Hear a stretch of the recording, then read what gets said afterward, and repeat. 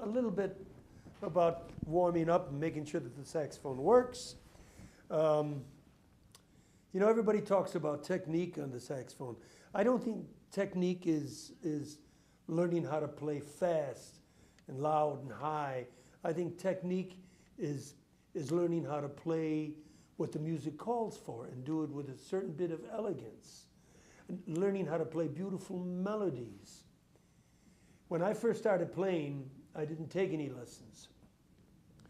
I used to go see the local saxophone players play and watch what they did here.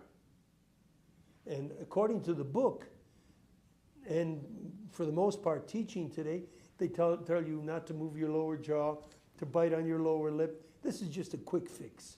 If you're having trouble playing the bottom register soft, you're biting too hard. If the top register tends to play a little sharp, you're biting. Saxophone, you can't play the saxophone like a clarinet. It has to be sort of a little bit more relaxed than that.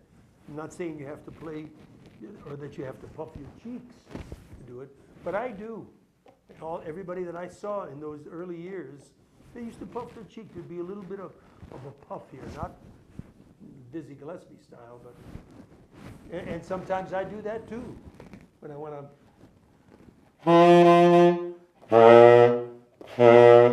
C sharp loud, soft,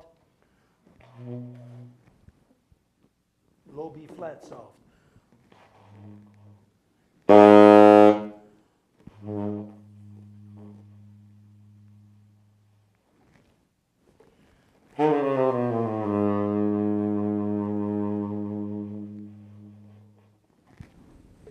If you don't move, if you don't have that nice cushion for the reed, it'll never happen. Learning to play fast is easy. It's in the books. It's in all the books. Sound is, for me, sound is everything. And all the great players, no matter who they were, they had a beautiful sound. They nurtured it. They refined it.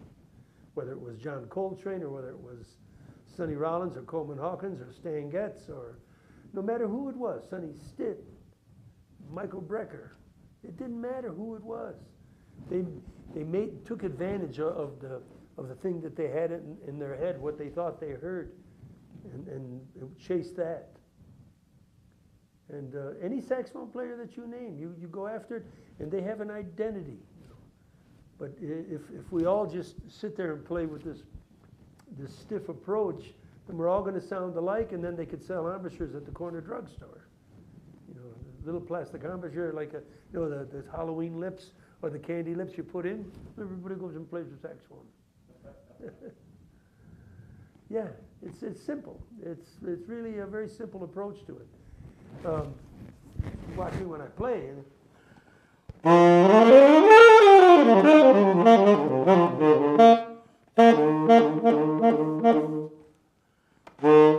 And it's just the opposite. When I see kids play, when they play from the middle register to the bottom register, they push their jaw forward. Now it's going to be rather than and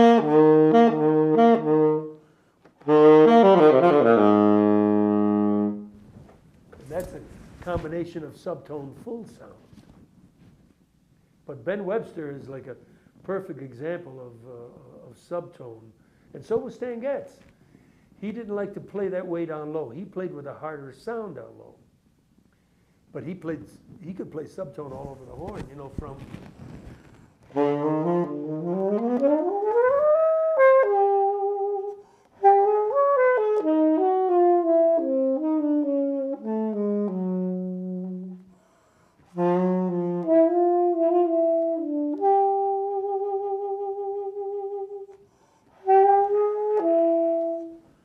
than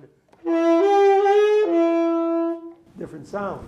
And that's all where you put your tongue inside, where you put the bottom lip. And it's not like playing any louder.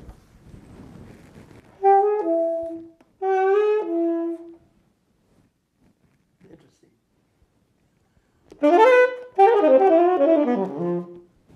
John Coltrane played on a very close mouthpiece. Extremely hard reed. It was that.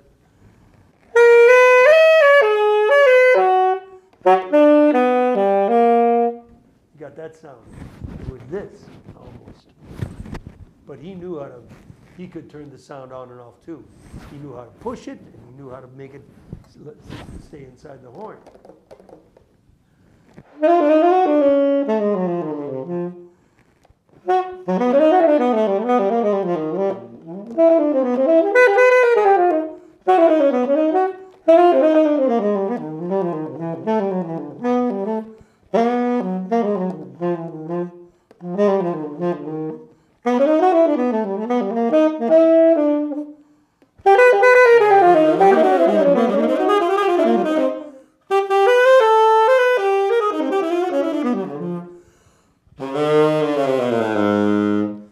I've always favored that open sound on the tenor. The first saxophone players I heard were on record was Coleman Hawkins, and that just blew me away. And then I heard Gene Ammons, and both of those guys had this big, fat, open sound. Ben Webster came later. So did Sonny Stitt. So did, well, actually I heard Sonny Stitt because at the same time that I heard Gene Ammons. They showed up at the same time. They had a band together. That was 1950, 51, 52. It was wonderful to hear those sounds out of the tenor.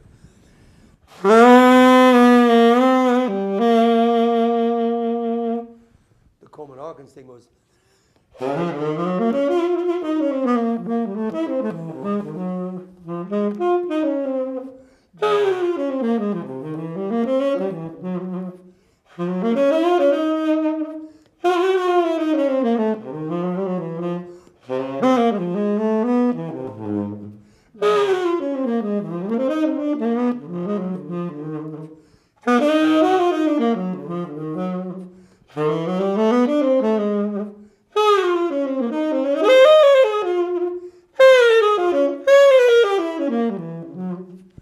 So forth. Yeah, and that was interesting for me. I always went to hear those guys play and saw what they did here, and then went home and tried to imitate that movement, that thing, and how where they, I could see here how it changed inside.